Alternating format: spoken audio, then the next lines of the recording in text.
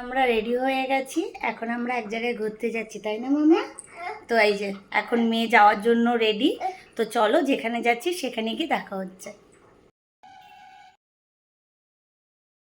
Finally বুঝতেই পেরেছো আজকে আমরা কোথায় এসেছি। এই যে আমরা চলে এসেছি এই যে লোকনাথ বাবার মন্দিরে।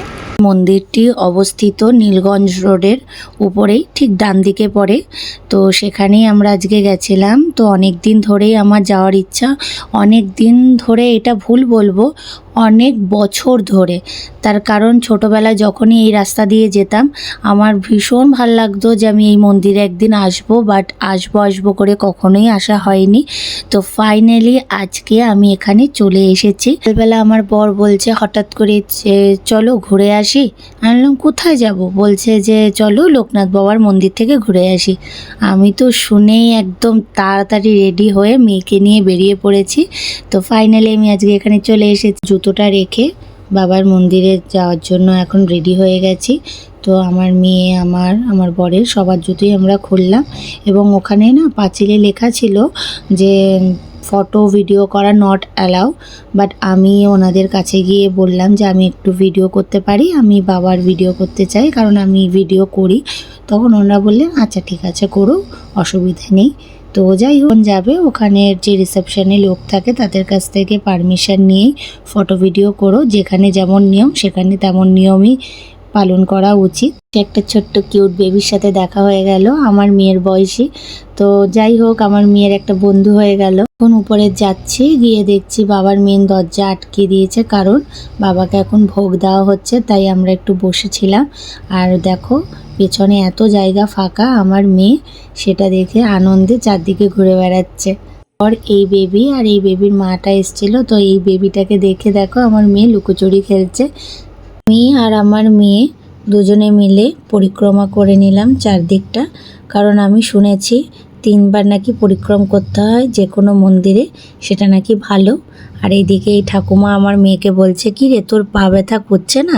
তো আমি বলছি না ওদের পা ব্যথা করে না। আর মেয়ে একটু ঘন্টা বাজিয়ে নিলাম। আর এইদিকে দেখো বাবার দরজা খুলে দিয়েছে, বাবার ভোগ দেওয়া কমপ্লিট। এবার বাবাকে আরতি করা হচ্ছে, আর আমরা সবাই মিলে সেই আরতি দেখছি। কি সুন্দর লাগছে তাই না বাবাকে, অদ্ভুত সুন্দর।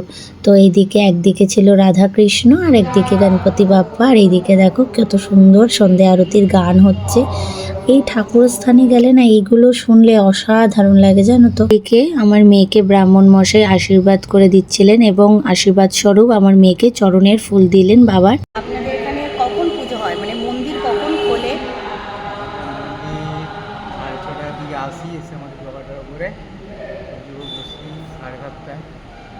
সকাল 7:30 পুজো হয়ে যায়, তারপরে আমাদের 8টা পুজো হয়ে গেলে তারপরে গেট খোলা হয়। তারপরে 12:30 অবধি খোলা থাকে, তারপরে 12টা ভোগ হয়, 12টার সময় ভোগ চালু হয়, 12:30 ভোগ হয়ে যায়।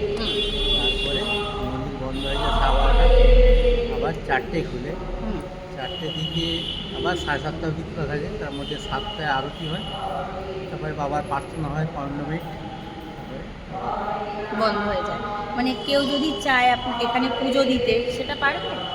সেটা ওই টাইমের মধ্যে এসে ওই টাইমের মধ্যে এসে দিতে হবে। এখানে বাবার ভোগের প্রসাদ পাওয়া যায়? হ্যাঁ, আগে থেকে বুক করলে পাওয়া যায়। ও আচ্ছা, মানে চাকলা যেখানে অ্যাভেলেবেল পাওয়া যায়। এখানে আমাদের আগে থেকে বুক করতে হয়। আচ্ছা, আগে থেকে বুক করতে। আপনাদের এখানে অন্নপ্রাশনের কোনো ওগুলো আগে থেকে বুক করলে মুখে ভাত যেটাকে বলা হয়, বুক করলে সবগুলো খাওয়া দাওয়ার ব্যবস্থা, অন্নপ্রাশন সবগুলো।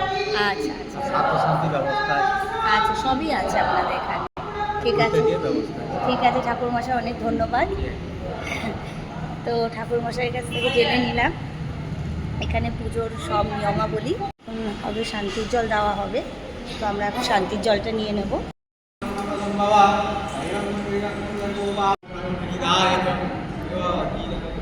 এখন সন্ধ্যা আরতি হয়ে গেছে, তাই আমরা মন্দিরের চারপাশটা ঘুরে নিচ্ছি।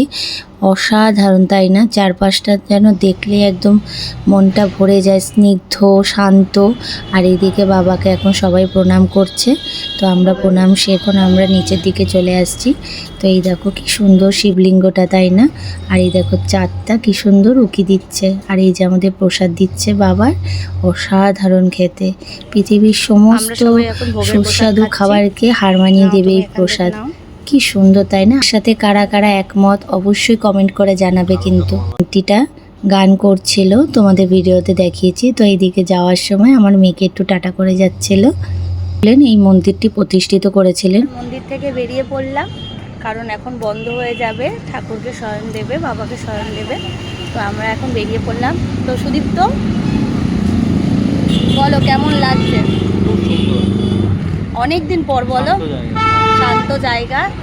আর আসবো আসবো করে আশাই হচ্ছিল না, তো ফাইনালি বাবা আজকে ডেকেছে। মন শান্ত জায়গা। হ্যাঁ, মন শান্ত জায়গা, বাবা ডেকেছে তাই এসছি।